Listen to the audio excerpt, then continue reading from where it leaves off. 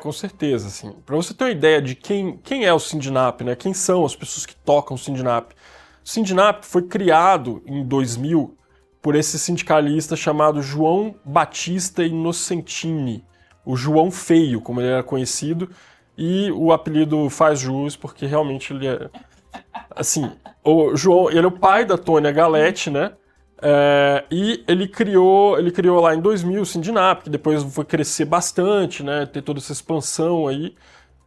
O João Batista Inocentini morre em agosto de 2023 e é aí que o Milton Cavallo chega à presidência do Sindinap. Antes o Milton Cavallo era o vice, né? Quando o João Batista Inocentini morre, o presidente Lula escreveu uma carta lamentando a morte dele e publicou, entendeu? Então, esse era o grau de... Eles se conheciam já assim, há muitos anos. O João Batista Inocentini foi metalúrgico também, né? Naquele contexto ali de São Paulo, do ABC, né? Então, assim, era uma pessoa próxima. A Tônia Galetti não é uma pessoa desconhecida, aleatória, não. Uma pessoa bastante próxima até pelo contexto histórico em que a família dela viveu, né?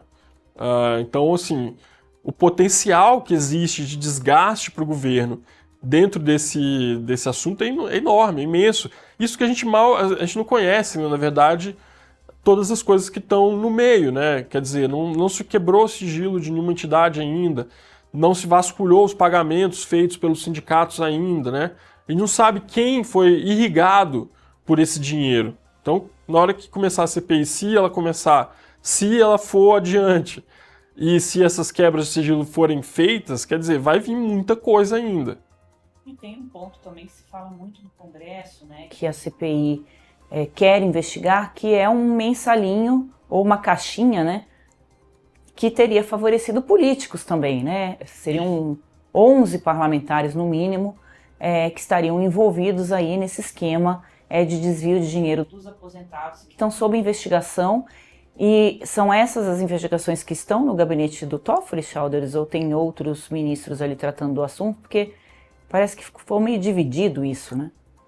Assim, todas as investigações sobre esse tema da farra do INSS estão com o ministro Dias Toffoli no momento, inclusive as que não dizem respeito a políticos diretamente, porque o ministro Dias Toffoli entendeu que como, assim, num dado momento das investigações, aparece um advogado que está relacionado ao caso Tacla Duran, né? Então, é um caso que estava sob relatoria do Dias Toffoli lá atrás. Então ele falou, olha, como apareceu esse personagem em comum, com uma investigação que eu já estava presidindo, digamos assim, lá atrás, então eu arrogo para mim, por conexão, todas as peças desse caso do INSS. Então, foi bastante polêmico.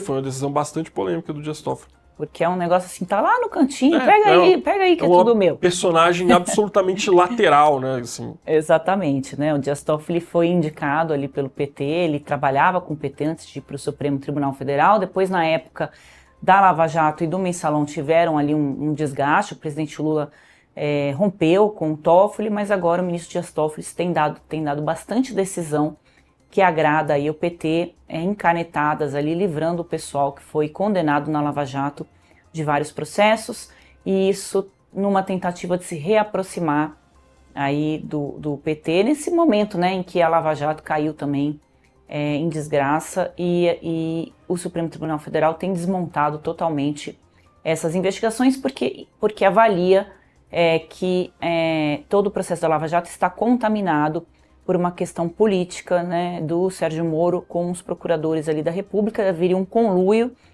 o entendimento do Supremo, para o julgamento político desses atores envolvidos aí na Lava Jato, tanto o presidente Lula quanto outros petistas ali. Então, isso tudo foi parar na mão do Toffoli, como o Childers falou, nessa questão do INSS, está lá também e está tudo parado. E é uma investigação que incomoda o governo, porque o governo atua pouco no Congresso, né? Esse é um governo que não tem base parlamentar, mas nesse caso dessa CPI do INSS, o governo foi com tudo ali para o Congresso para evitar que essa CPI saia.